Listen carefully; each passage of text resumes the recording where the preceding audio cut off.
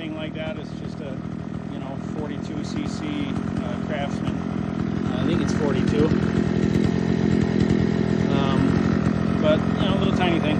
But just a homeowner saw, but it's up and running. And once chained sharp and tightened up, it should work well for the